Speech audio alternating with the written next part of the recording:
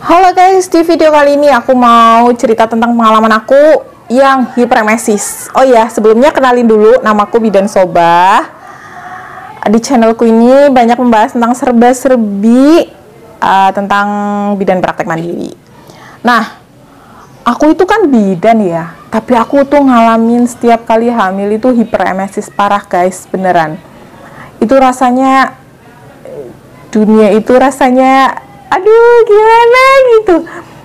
Bayangin aja, anak pertama, anak kedua, anak ketiga semuanya sama. Itu yang paling parah itu anak ketiga yang ini ya. Itu karena aku plus covid, jadi hiperemesis plus covid. Jadi kan penyembuhannya untuk pemulihannya lagi itu lama gitu. Sampai mau melahirkan aja aku tuh masih lemes-lemes gitu loh. Kadang ya teman-teman, yang bikin sedih itu ya, kadang ada orang-orang yang tidak ngerti aku ya, itu komennya gini, bidan kok kayak gitu, kok bidan bisa, ya aku dalam hati ya, aku bidan sih, tapi kan aku juga manusia gitu loh. Terus kadang ya, akhirnya kan aku tutup gitu, waktu itu akhirnya tutup karena aku sampai nggak mampu untuk duduk, apalagi berdiri teman-teman. Rasanya itu kayak kita nggak punya daya gitu loh, jadi kayak duduk aja langsung tidur. Terus berdiri aja sebentar ya, aku latihan berdiri itu keringet dingin udah gitu loh. Aku nggak bisa ngomong yang kayak gini, biasanya kan aku cerewet kayak gitu ya, terus aku heboh gitu orangnya biasanya. Nah, kalau aku udah hiperemesis kayak gitu, itu boro-boro aku rame temen-temen. Aku di situ yang langsung ambilin minum kayak gitu, kayak minum itu cuman kayak gitu. Terus minum juga nggak bisa yang gluk gitu, nggak. Itu minum cuman tes itu sedih banget ya Allah, itu sedih banget. Apalagi aku jauh dari orang tua ya, jauh dari kakak, jauh dari adik ya. Alhamdulillah sih banyak teman, tetangga, saudara yang jauh juga ya care lah sama aku kayak gitu. Alhamdulillah banget gitu. Masih banyak dikelilingin orang-orang baik gitu loh teman-teman. Nah, pengalamannya ya teman-teman, hiperemesis itu mual. Terus mualnya tuh hebat banget, bener-bener nggak bisa masuk makanan, minum juga nggak bisa masuk, terus lemes, enek. Terus kalau duduk berdiri itu keringet dingin udah bercucuran.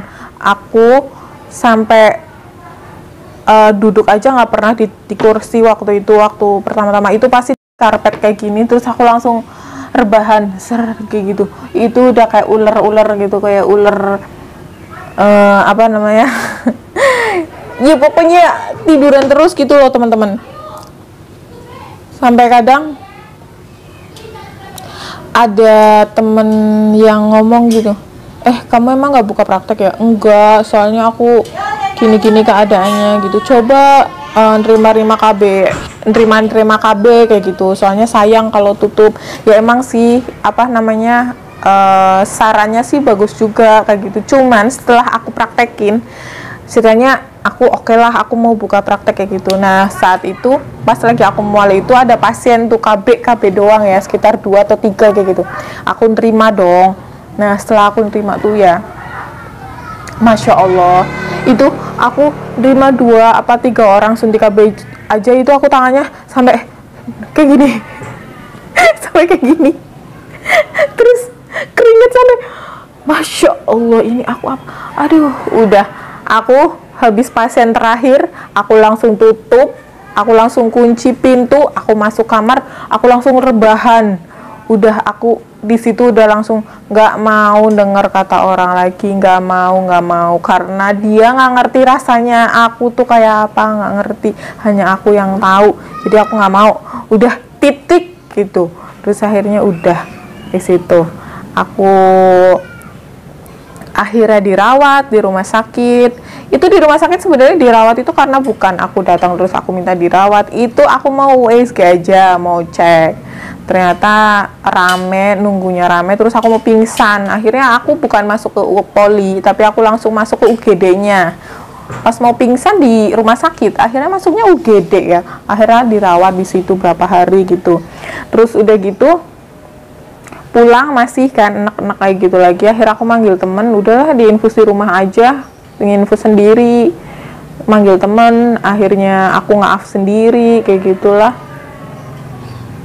Ya sebenarnya di rumah juga ada kan, cuman kalau di rumah sakit tuh kayaknya gimana ya, enak lah ada yang ngurusin. Kalau di rumah kasihan yang di rumah kayak ngurusin aku, mendingan aku di rumah sakit aja lah sendirian kayak gitu. Aku nggak apa-apa kalau di rumah sakit sendirian, biar di rumah tuh nggak ngelihat aku sakit kayak gitu. Soalnya gimana ya, kalau misalkan di rumah ada aku yang sakit kayak gitu loh, itu rasanya gitu loh teman-teman. Dan teman-teman tuh ya yang mengalami hiperemesis kayak aku ya sabar dan nggak usah stres, karena menurut aku kemarin tuh mungkin disebabkan karena stres juga sih ya, faktor stres juga lah, ada faktor stres. Terus selebihnya apa sih aku nggak ngerti lah, aku juga bingung kenapa setiap hamil seperti ini gitu loh, takdir kali gitu ya. Padahal ya aku sudah berusaha untuk relax kayak gitu ya. Buat teman-teman yang sabar, yang jangan stres, always happy aja lah selama kehamilan. Dan yang tidak merasakan hiperemesis, menurut aku itu kita nggak usah menghujat guys, nggak usah mengatakan pemalas, nggak usah mengatakan ayolah harus gitu, cukup dimengerti aja. Bener, aku yang hiperemesis kayak gitu tuh aku nggak butuh yang namanya kamu harus gini dong, jalan, berjemur. Aku nggak perlu kayak gitu, aku nggak perlu solusi yang seperti itu aku udah tahu gitu. Yang aku pengenin ada orang yang ngertiin gitu, ngertiin aku hiperemesis. Udah dengerin aja ocehan aku waktu itu, misalkan aku kok gini udah dengerin aja, itu malah bikin aku seneng kayak gitu, daripada udah kita udah cerita gini malah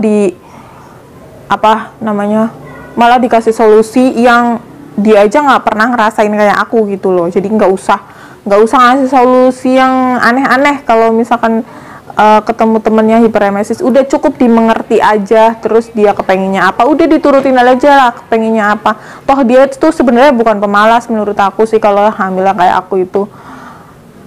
Lagian juga siapa sih yang pengen keadaannya seperti itu ya, keadaan lemes terus nggak mau makan, nggak mau minum. Siapa sih yang pengen kayak gitu? Nggak ada yang pengen kayak gitu. Jadi dimengerti aja ya teman-teman, buat teman-teman gitu. Itu ceritaku ya, akhirnya terlewati sih sampai umur sekitar 6 atau 7 bulan itu aku baru bisa makan, tapi masih ada lemes-lemesnya sampai aku mau hari H melahirkan. Itu ceritaku tentang bagaimana pengalaman aku hiperemesis waktu hamil yang ketiga. Tapi setiap hamil tuh aku emang seperti itu terus sih teman.